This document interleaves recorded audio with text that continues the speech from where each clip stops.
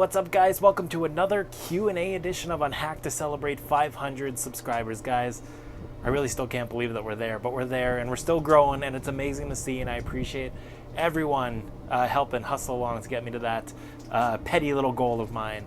Nonetheless, let's hit it up with some Q&A and do some shoutouts, but before I do, I want to let you know we are a week and a half away from AEW's All Out, and it was a year ago at All In that inspired me to do this whole weekly vlog thing, and I'm going to All Out. So stay tuned. I've got another vlog called Hard Drive I've announced on Twitter. It's showing up this Friday, episode 1 of Hard Drive. You'll be able to, tripping over my words there, you'll be able to follow my journey along all the way to Chicago here from Canada and see what all goes on that weekend in my little world. So stay tuned. Let's not waste any more time. Let's get to some questions.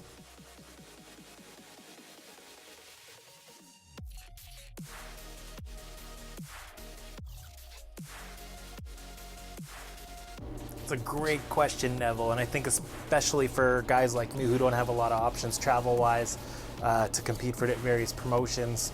Social media is huge, and surprisingly still in 2019 is still a very untapped market for a lot of independent wrestlers. I don't know if it's just laziness or non-belief because of your personal friends and family really not supporting your wrestling ventures, but the bottom line is hundreds of thousands of wrestling fans are on social media. Millions of wrestling fans are on social media, and you might not be everybody's cup of tea, but you could definitely reach a whole lot more people than not doing it. So I mean, it takes some time, it takes some effort, it takes you being able to understand how to create a brand for yourself and really get your message out there and be able to provide not just entertainment, but provide value to people, whether that be through just tweets or posts or photos or videos, vlogs, podcasts. There's 100 different ways you can really connect people with people in meaningful ways,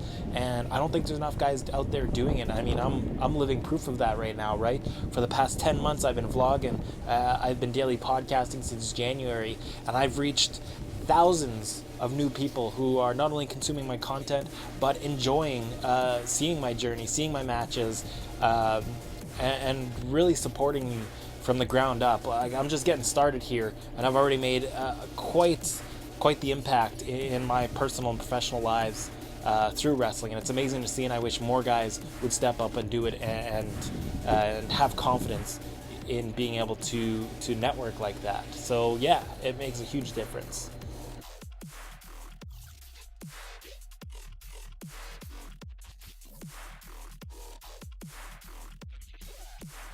So I've never been a fan of parody shirts. I think it's just a cheap way to make some money and try to take advantage of some fans' own personal fandoms. And instead, if this match were to happen, and I'd love it too, obviously, I've been pushing for quite a few months now, but if it were to happen, what I really love, and they seem to do it a lot during WrestleMania weekend, is having like the versus shirt. So like the match has its own specific shirt, and I think there are going to be some really fun designs to play with me and Joey in there. So that's something I would totally look into if this thing were to happen. Fingers crossed.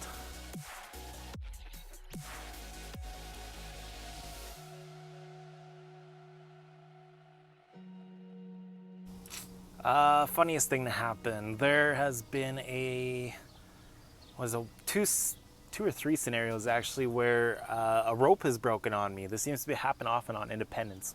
I don't know why, but there was one moment where I was wrestling a street fight, and we actually took off the bottom rope for a spot, but then kind of got stuck.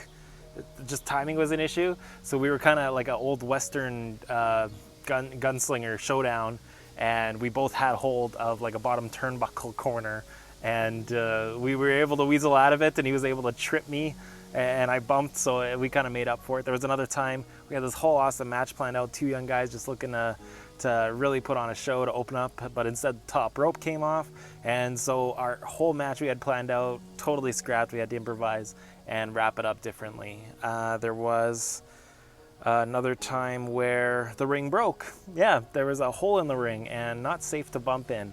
So again, I had this whole match mapped out. It was for the Canadian title at the time, and we scrapped that whole match and instead brawled around while to distract the audience while the rest of the crew went and fixed the ring in the meantime. One more funny moment, I'll try to bang out this one, was I was just doing a run-in for a show to set up a match, and it was my first time at the promotion, and I just had my jeans, I didn't have my gear on, and my run-in was a top rope hurricanrana of all things. So split my jeans, of course, wide open on the Rana. Luckily, didn't have to stick around the rest of the night, just drove home after that with basically no more pants, and yeah, those are some funny ones that stick out in my mind real quickly.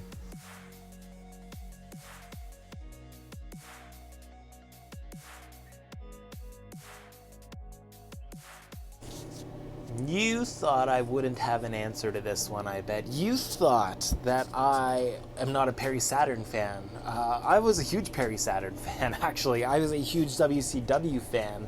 And the two matches, you didn't even think I'd list two, but two matches that stand out to me would be, one, his Ravens Rules match. I believe it was Fall Brawl 1998. They put a lot of time into that match, and there was a lot of gaga with run-ins and stuff, but that was an amazing match. And you listen to the audience, man, Perry Saturn was the real deal at that point. And another one was a WCW match as well. He was feuding with Chris Jericho, but when he had to wear a dress and came out in like the leather and chain Marilyn Manson inspired dress with the contacts and everything, those are two that definitely stand out massively for me. I didn't watch a whole lot of ECW growing up, so I don't have any context to him there, but WCW, man, he was a big star there, and those are two, again, that just really stand out for me.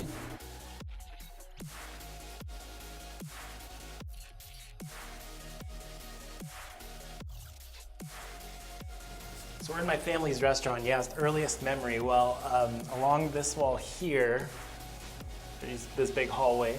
We used to rent out VHSs, and we'd have posters to advertise. And right about there was the poster for WrestleMania 6 with Hulk Hogan and the Ultimate Warrior on it. Seen the poster of it, seen the VHS sitting right there, and I can tell you, I got a very vivid memory. It's at literally right here, right across from the poster. And I had to watch it, and from then on in I was hooked. So I was about 3 or 4 years old at that point, so it's been a long time. That's my earliest memory.